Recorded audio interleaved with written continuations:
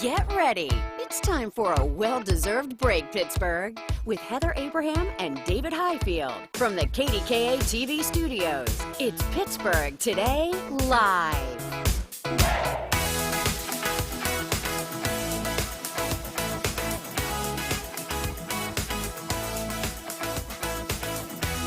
Hi. Hey everybody, it's Happy Wednesday.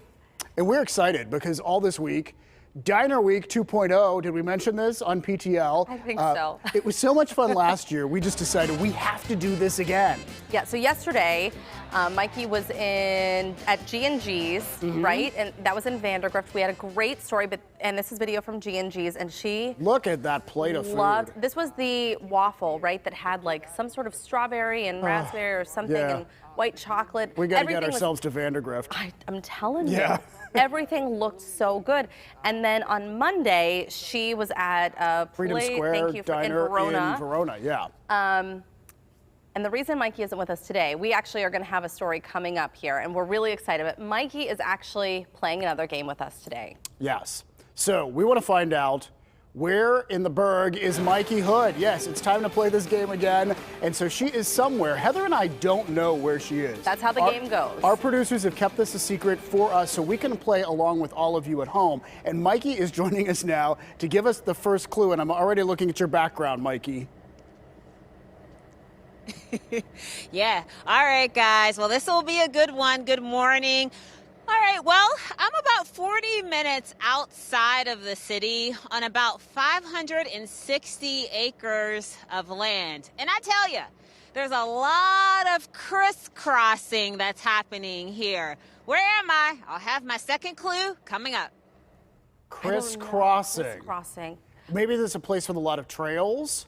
Maybe. Or like a speedway of some sort? I don't know. I'm going to pull it up on our Facebook 40 page. minutes outside of town. All right, that was a good clue, Mikey, by the way. Thank you. I just saw the tunnel, and it immediately made me think of Point State Park, but then when she said how far away she was from downtown, clearly that's not it. That's not it, no. But just so you know, if you've played this game, Where's Mikey with us before, go to our Pittsburgh Today Live Facebook page. You can submit your guesses, and we'll get more clues throughout the hour for us all to guess. David mentioned we don't know. We don't know. So we'll all be guessing along with you. And at the end of the show, she will reveal where she is. They always pick some place that's interesting to visit. So it's not going to be like I'm at a random railroad tunnel. Like, it'll be something good, right? We only have 2 guesses. We have so 2 far, guesses already. Okay. All right. We'll keep looking. We'll keep watching that, but thank you. We'll see. All right, so have you heard this 9-year-old boy from Louisville? He is wowing people with his voice. And it all started because his school had posted him singing the national anthem like over the loudspeaker to the school, and it posted that on social media, and it just exploded from there. So listen to this kid. Oh, Satan, that star-spangled banner yet wave o'er the land of the free and the house of God.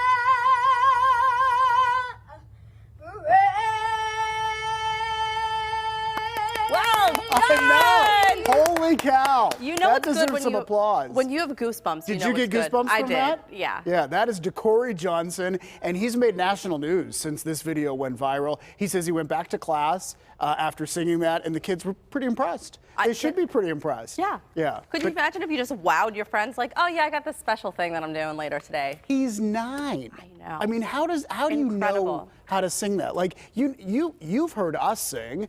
We're really bad, and Terrible, he's even. really good. Yeah, only up from here, Decory.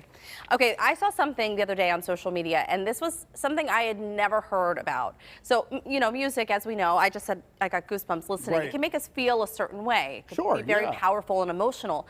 But what if you could see music? This is really fascinating. A woman who goes by Sarah, or a woman named Sarah, who goes by Tasty Words on TikTok, that's her name, Sarah. She has a condition that can make her see colors when people sing. So take a look at this.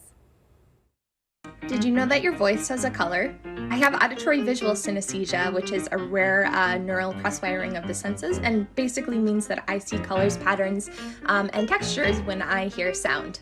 Music is the most... This is fascinating to me, and I've heard of this before, and it turns out... You've heard about it before. I have heard about this before, and she talks about how she can get very emotional and can be overwhelming when she's listening to music, and when she hears someone's voice, it happens too. So she was like describing someone's voice, and she said, I see it as green and like gravelly green, like gravel. Yeah. And so she paints what she sees. And so she'll paint to the music that she's hearing. And this is an example of one of her paintings. And she's not alone. There are actually people across the country, if you go online, that are doing this kind of painting because they have this same condition. And it's so fascinating. Well, it's not just the colors too. Like she sees textures, like you said, the gravel. Like she can actually like visually see something. So we had to look this up. According to Psychology Today, synesthesia is a neurological condition, and simply put, because they go on to explain all of these cross... Right. It's Psychology Today. It's Psychology Today.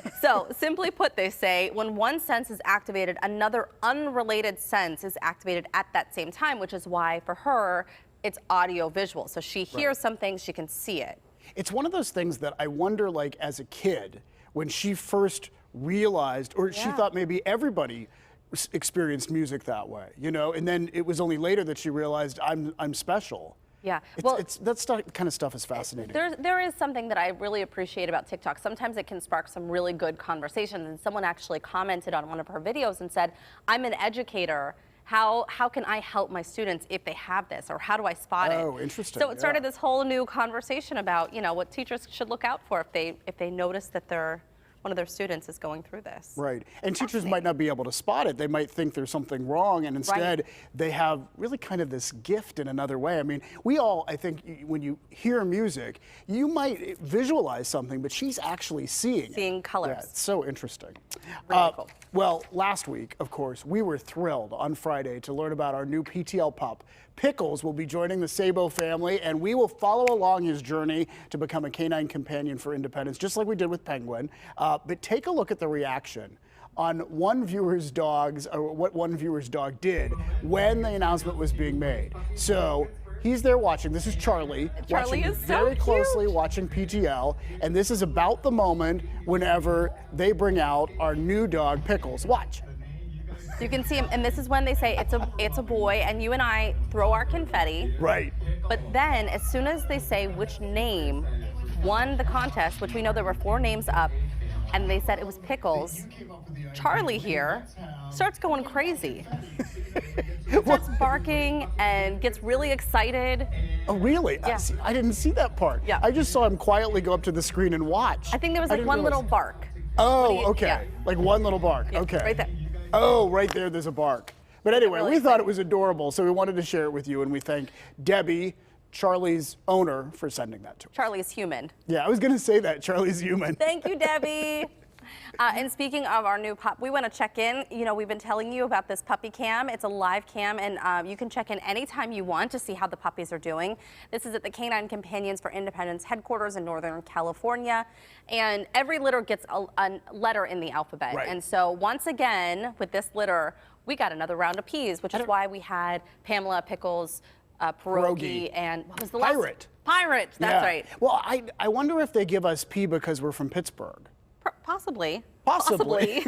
Let's just keep saying P words. For the rest of the show. But they were more active there than the last time. Remember the last time where they were all, there was a lot of napping and like tail movements like they were dreaming that they were somewhere. I really want to know what happens with the little gal that had the light pink collar. She was the one that was pulling that one stuffed animal across the room. Right. Because she had power. She was going to be a handful. She was going to be a handful.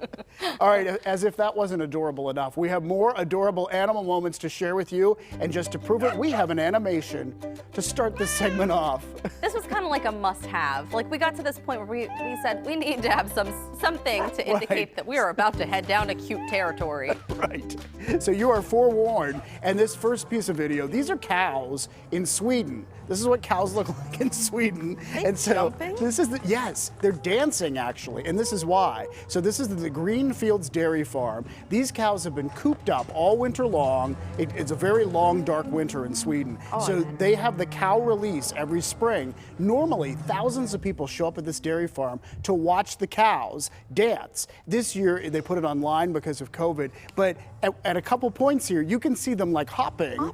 Like they're dancing. Yeah, now they're a little more subdued. They've gotten used to it now, but when they first let them out, oh, there we go. Oh. There we go. There's They're some just dancing so cows. Excited.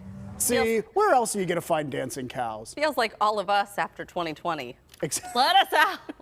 we're dancing in the fields. We gotta get out of here. All right, and we wanted to show you this cute video too. This is near San Francisco. A bunch of rescued kittens. So a mother and a son went to the fire station to report a cat inside. And where was this? Inside? Like in their engine compartment is what they thought. So there you see one of the firefighters underneath the vehicle. Now we've heard of like squirrels and stuff getting stuck, but I've never heard of kittens getting stuck in there. And especially, did the mama cat go in and then just deliver the cat? Because when they brought it in, they thought there was just one cat. And then it was the firefighters. And they were just a few days old, so maybe your theory is correct, David Highfield. And thank goodness they realized this and didn't I mean, who knows what would have happened, but look at the adorable little kittens. You know, we have some strays in our neighborhood that a lot of our wonderful neighbors have done, like the trap and spay and neuter, and they take care of them and feed them. But in the winter time, sometimes I'll find them like, you can see the little paw prints, and they're underneath cars just to get away from the snow, or they're on porches or something. So I don't know, maybe they were escaping the heat from San Francisco?